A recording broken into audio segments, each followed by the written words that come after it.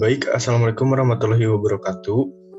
Perkenalkan, saya Aditya Kaputra dengan NIM 32121910112 akan mempresentasikan tentang ikatan kovalen untuk UTS kuliah Kimia Organik Fisik. Nah, untuk konten yang akan saya jelaskan di sini, yang pertama pembentukan ikatan kovalen tunggal untuk senyawa hidrokarbon. Kedua, pembentukan ikatan kovalen rangkap 2 untuk senyawa hidrokarbon. Ketiga, pembentukan ikatan kovalen rangkap 3 senyawa hidrokarbon. Dan yang terakhir, pemutusan ikatan kovalennya. Sebelumnya, ikatan kovalen adalah ikatan yang terjadi antara dua atau lebih atom non-logam dengan pemakaian elektron secara bersama. Kedua atom yang berikatan tersebut akan tertarik pada pasangan elektron yang sama. Contohnya adalah ikatan yang terjadi pada molekul H2.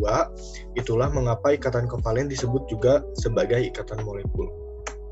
Nah, sebelumnya itu ada syarat terjadinya ikatan kovalen. Yang pertama terjadi antara unsur non-logam, dan yang kedua terjadi jika perbedaan keelektronegatifan antara unsur-unsur yang berikatan kecil. Ikatan kovalen tunggal adalah merupakan ikatan yang hanya melibatkan sepasang elektron untuk digunakan bersama. Berarti masing-masing atom hanya saling memberikan satu elektron untuk dapat digunakan bersama. Yang kedua, ikatan kovalen rangkap 2 adalah ikatan yang masing-masing atomnya memberikan sumbangan 2 elektron valensi untuk membentuk 2 pasang elektron ikatan. Hal itulah yang membuatnya menjadi ikatan rangkap 2. Sedangkan ikatan kovalen rangkap 3 merupakan ikatan yang terjadi antara 2 atom yang melibatkan 6 elektron ikatan dalam suatu ikatan kovalen. Nah, untuk pemecahannya, di sini ada 2 pemecahan, yaitu pemecahan homolisis dan heterolisis. Pemecahan homolisis adalah pembelahan ikatan kovalen antara 2 atom terjadi dengan cara yang memungkinkan setiap atom mempertahankan 1 elektron masing-masing. Pemecahan ini simetris dan mengarah pada pembentukan atom atau kelompok atom yang memiliki elektron yang tidak berpasangan, yang disebut radial bebas. Nah, radikal bebas yang dilambangkan dengan menempatkan titik di atas lambang atom atau kelompok atom. Nah, yang kedua adalah pemecahan heterolisis, yaitu pembelahan ikatan kovalen dengan salah satu pemecahan mengambil kedua elektron atau sepasang, sedangkan yang lainnya tidak mendapatkan elektron. Hasilnya adalah 2 buah partikel yang bermuatan.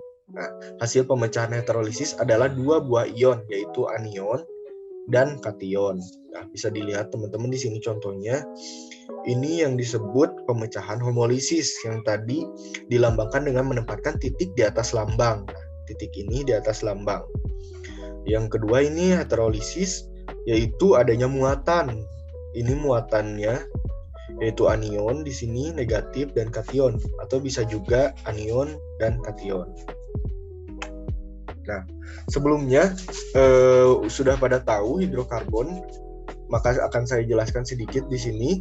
Senyawa hidrokarbon adalah senyawa yang tersusun dari atom unsur karbon C dan H.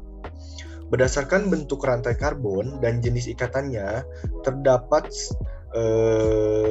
senyawa hidrokarbon dikelompokkan menjadi hidrokarbon alifatik, hidrokarbon alisklik, dan hidrokarbon aromatik. Nah, hidrokarbon alifatik semua udah pada tahu ya sepertinya, kayak alkana, alkuna, alkena.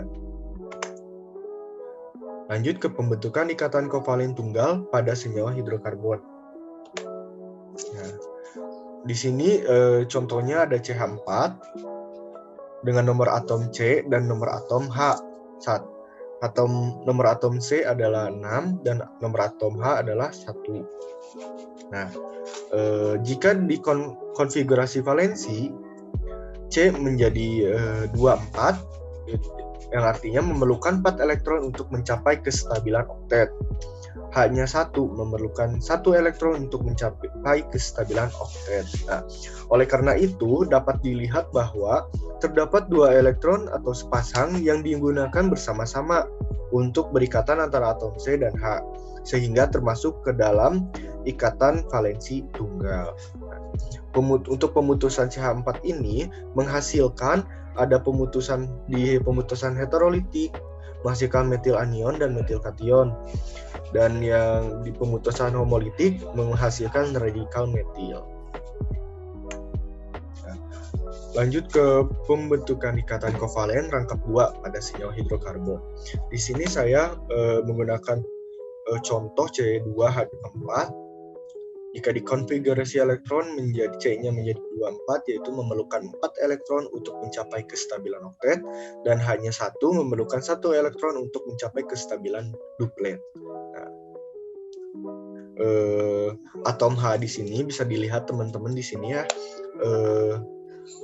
Atom H dan atom H1 dan atom H2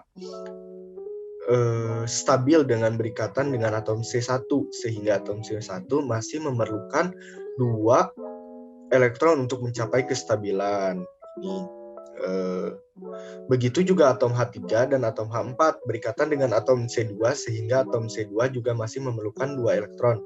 Oleh karena itu atom C1 dan atom C2 saling berikatan untuk mencapai kestabilan. Nah, ini. Nah, atom H memberikan muatan ke C, dan C1 dan C2 itu saling berkaitan. Ini strukturnya bisa dilihat di sini. C1 dan C2 itu saling berikatan.